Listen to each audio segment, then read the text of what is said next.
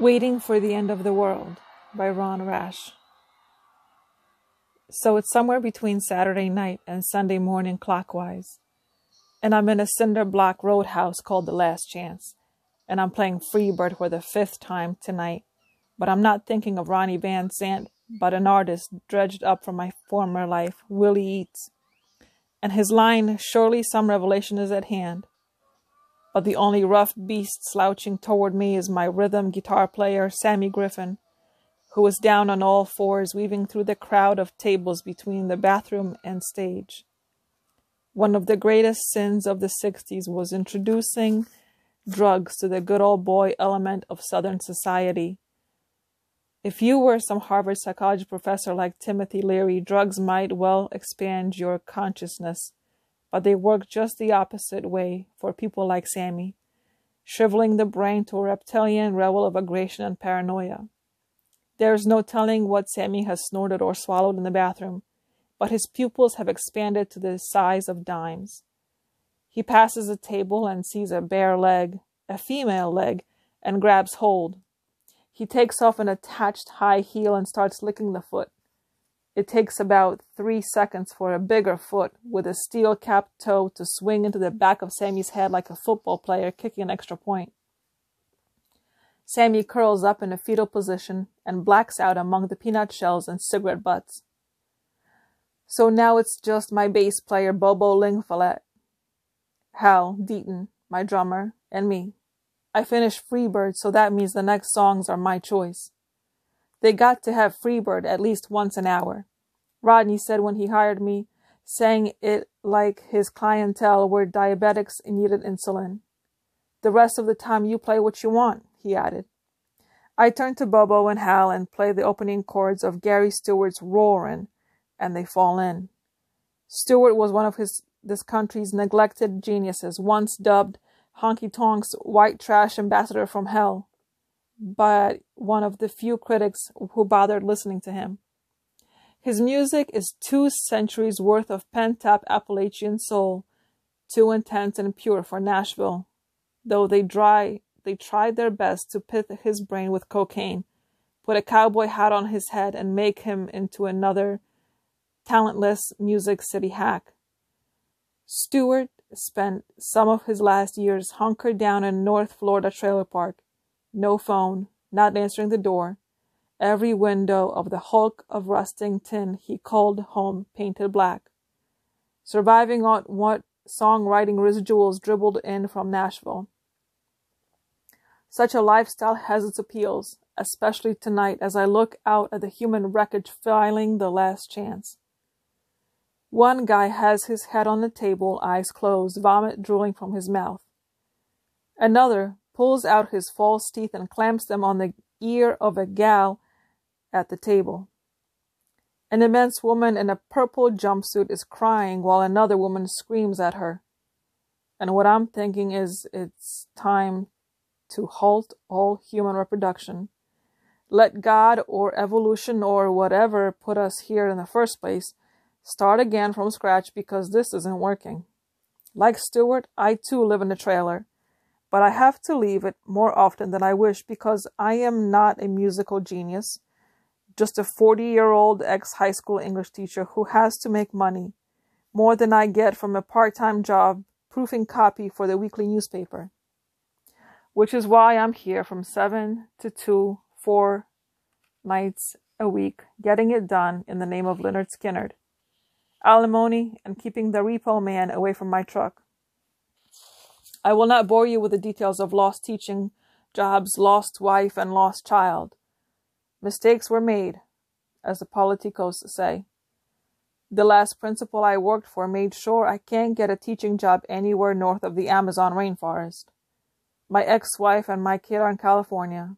All I am to them is an envelope with a check in it. Beyond the tables of human wreckage, I see Hubert McLean sitting at the bar, beer in one hand and a Louisville Slugger in the other. Hubert is our bouncer. 250 pounds of atavistic Celtic violence coiled and ready to happen.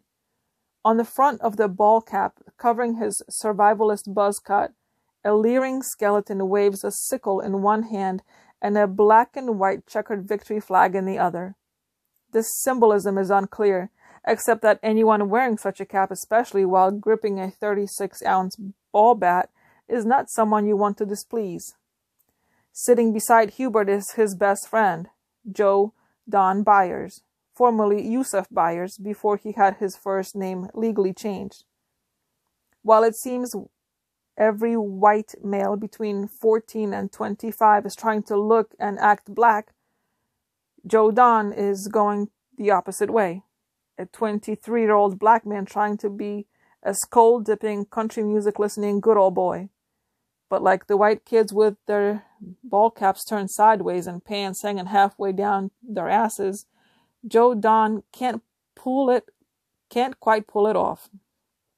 The hubcap-sized belt buckle and snakeskin boots pass muster, but he wears his Stetson low over his right eye, the brim's rakish tilt making him look more like a cross-dressing pimp than a cowboy. His truck is another giveaway.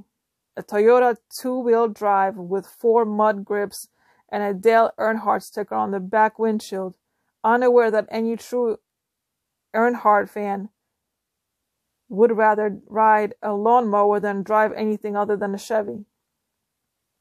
On the opposite side of the bar, Rodney's taking whatever people hand him, crumpled bills, handfuls of nickels and dimes, payroll checks, wedding rings, wristwatches. One time a guy offered a gold filling he dug out of his mouth with a pocket knife. Rodney didn't even blink. Watching him operate, it's easy to believe Rodney's simply an updated version of Flem Snopes, the kind of guy whose first successful business venture is showing photos of his naked sister to his junior high peers. But that's not the case at all. Rodney graduated from the University of South Carolina with a degree in social work. He wanted to make the world better, but, according to Rodney, the world wasn't interested. His career as a social worker ended the same week it began. Rodney had borrowed a church bus to take some of Columbia's disadvantaged youth to a Braves game. Halfway to Atlanta, the teenagers mutinied. They beat Rodney with a tire iron, took his money and clothes, and left him naked and bleeding in a ditch.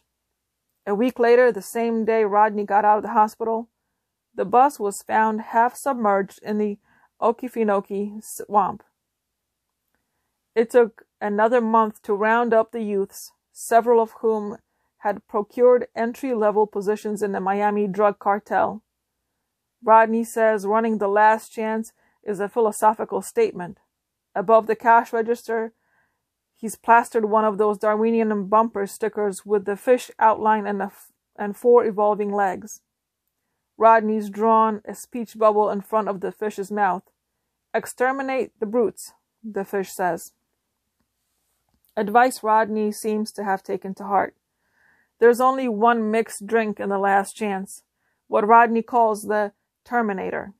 It's 6 ounces of Jack Daniels and 6 ounces of Surrey County moonshine and 6 ounces of Sam's Choice tomato juice.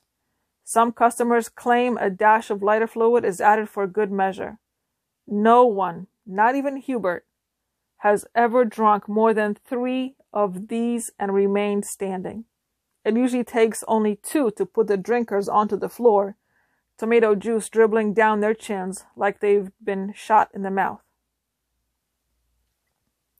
When we finish roaring, only 3 or 4 people clap.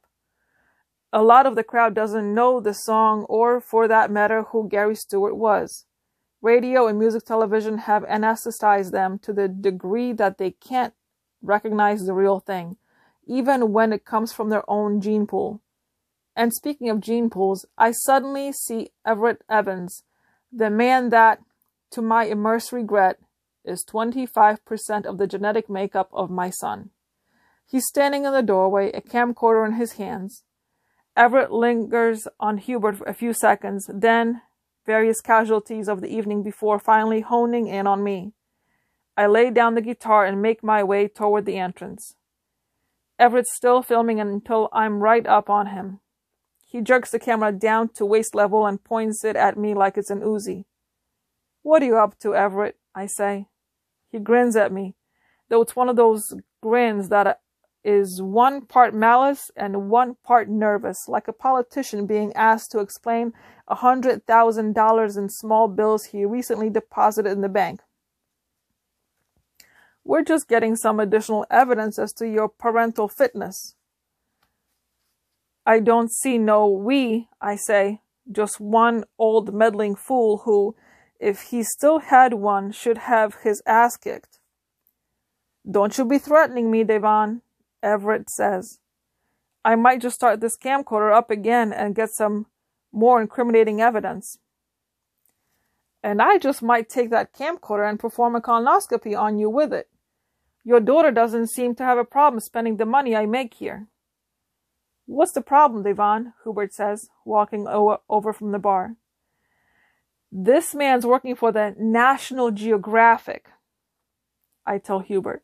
They're doing a show on primitive societies, claiming people like us are the missing link between apes and humans. That's a lie, Everett says, his eyes on Hubert's ball bat. And that's only part of what this footage is for, I say. This asshole selling what the Geographic doesn't want to the moral majority. They'll shut this place down like it's a toxic waste site. We don't allow no filming in here, Hubert says, taking the camcorder from Everett's hands. Hubert jerks out the tape and douses it with half-drunk Terminator he's been sipping. Hubert strikes a match and drops the tape on the floor. In 5 seconds, the tape looks like black jello. Everett starts backing out the door. You ain't heard the last of this, Devon, he vows. Rodney lifts a bullhorn from under the bar and announces it's 1:45 and anybody who wants a last drink had better get it now.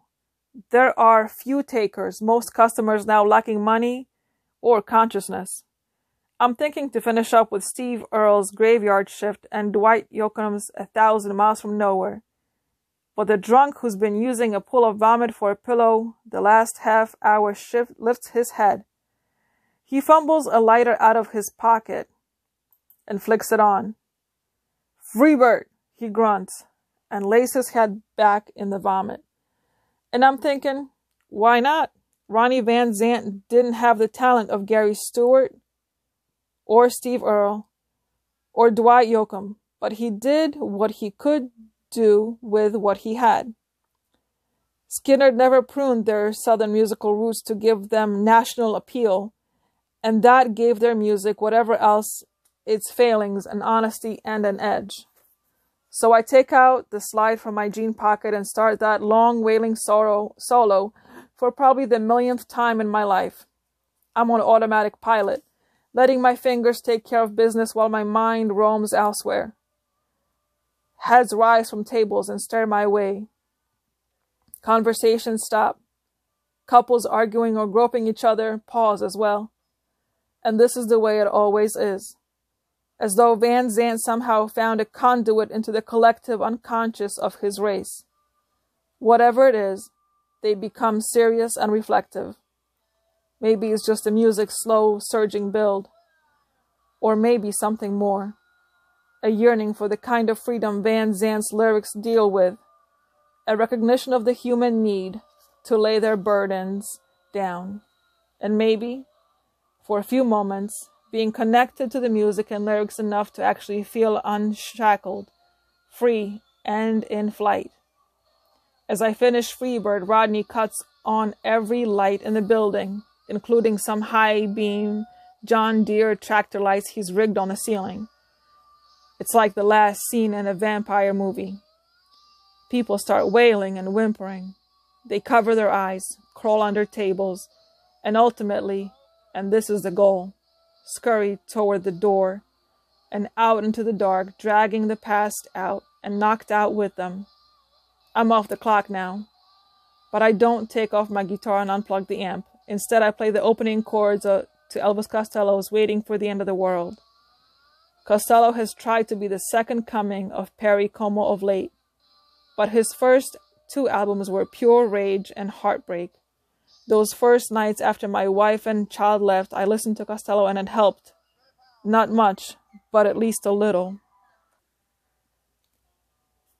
Hal is draped over his drum set, passed out, and Bobo is headed out the door with a big woman in the purple jumpsuit. Sammy's still on the floor, so I'm flying solo.